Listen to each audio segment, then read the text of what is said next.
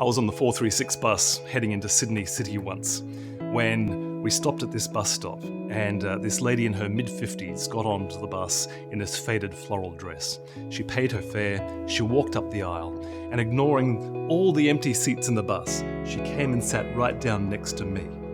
We carried on down into the city in silence, travelling down there on the bus for a little while, and then suddenly, out of nowhere, Floral Lady did the most extraordinary thing. She turned and looked at me. She thrust her head into my face. She came so close, the hairs on her chin almost tickled me. And out of nowhere, with her brown eyes bulging and her teeth bared, she yelled at me, "I'm all right, aren't I?" Now, I don't know what you would do in that situation, but I jumped, and my mind started racing for a reply. And because I couldn't think of anything appropriate to say in the moment, I did what any theologically trained, wholeheartedly devoted disciple of Jesus would do in that situation. I lied. I said, "Well, of course you're all right." And she said, "Well, some people think I'm funny in the head." And I said, "Now, why would they think that?" She said she didn't know. And then she went down back into silence. I tried to engage her in further conversation, but no, she was off away in the clouds. We kept on going into Sydney City, me and my friend travelling in silence, when suddenly Floral Lady got up out of her seat, crossed the aisle, and ignoring all the empty seats in the bus, she sat down next to the only other person in the bus. And after a few moments of silence, she did it to her. "I'm all right, aren't I?" You know, I wondered to myself as I was watching this happening, how many times during the rest of the day that question, "I'm all right, aren't I?" would be asked. And I pondered to myself, I wondered how deep was the anxiety in that woman's soul that she longed for assurance so desperately she would seek it from any stranger on the bus. I'm all right, aren't I? Am I right? Am I acceptable? Am I valuable? We all ask those kinds of questions, particularly when the storms of life hit us.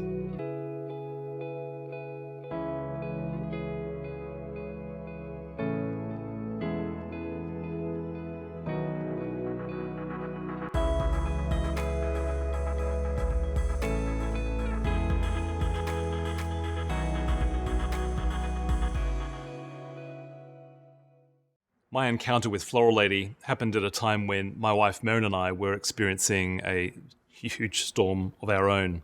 I'll tell you a little bit more about that story later on in the series. But the end result of that was we packed up our bags, we left Sydney, and we changed countries. We flew right across the world to start our lives again. Am I okay?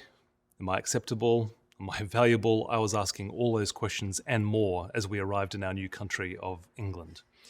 And that's when I started my experiment. I had read Jesus' famous words in the Sermon on the Mount plenty of times before, but if I'm going to be honest with you, I normally read through it quite briskly. There's a lot of comfort in the Sermon on the Mount. This is where we find Jesus saying that the mourning are going to be comforted and those who are poor in spirit are blessed, and we don't need to worry about our lives because God cares for us. But if you've read it, you know that it's pretty challenging, it's pretty confronting. As much as we have those kinds of statements, we have statements about loving one's enemies. And it was kind of easy for me to breeze past those difficult bits to get onto the nice bits where, we're told that God gives good gifts to his children. Then one day I decided I'm going to read the Sermon on the Mount every day for a month. And so that's what I did. Every morning I opened up the sermon and I read it either in whole or in part, slowly, prayerfully, every day for a month. That led on to 2 months. And then on to 3. Before I knew it, the sermon had gotten a hold of me. And for good reason. In the sermon, I found this guide to the essential aspects of life, our callings, our relationships, our spiritual practices, our choices. From sex to prayer to conflict to possessions, it covers the grittiest of topics without embarrassment or apology. And here's what else I found. The sermon isn't just a guide to the essential aspects of life. It's a guide to the resilient life. Researchers like Martin Seligman have looked into human resilience, and they've found that it's built on a few key factors. Things like positive emotions, being able to amplify things like being optimistic and hopeful and peaceful and joyful, and managing negative emotions like bitterness and anger and those kinds of things. Having strong relationships, having good, solid marriages and good friendships and good relationships with colleagues and being part of a community. A third factor is accomplishment.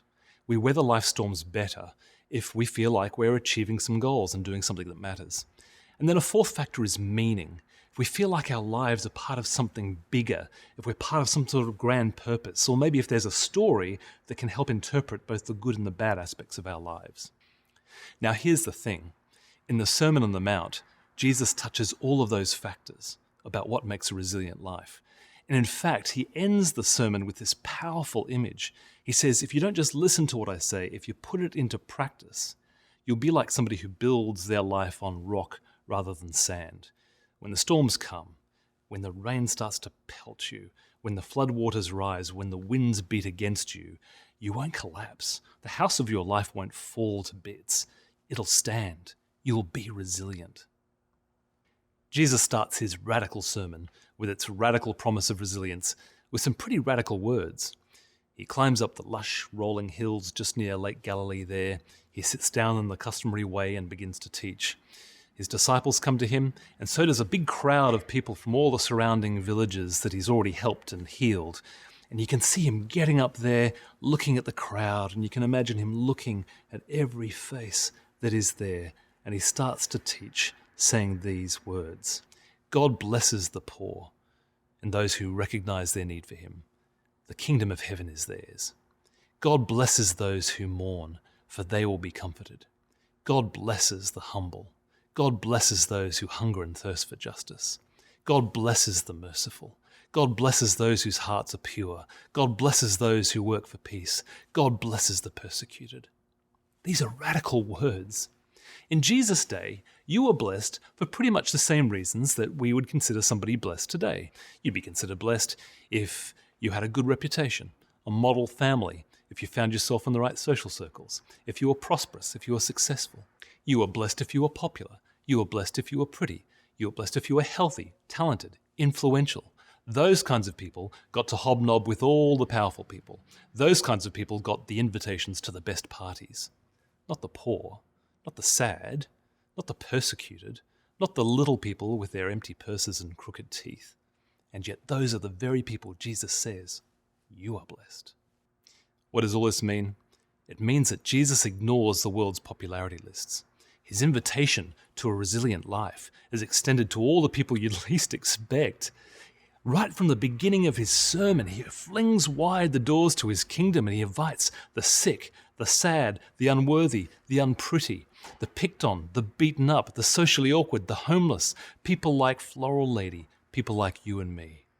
I'm all right, aren't I? Yeah, we're okay. Our places are ready at his table. Some days we wake to a world of crystal skies and bright possibilities. Other times it's to rain pelting our windows and thunder rattling our roofs. Jesus never says we'll be spared the storms of life. He wasn't. There'll be bruises, maybe even scars. What he does is he invites us to follow him, to learn from him, to enter his kingdom, become a member of God's family. And there we find all the acceptance and the love and the joy and the peace and the calling and the meaning that we need to live a resilient life. So here's something to try.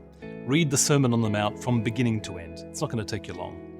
And then start thinking about or discussing in your groups how what you're reading there in Jesus' teaching will develop a resilient life.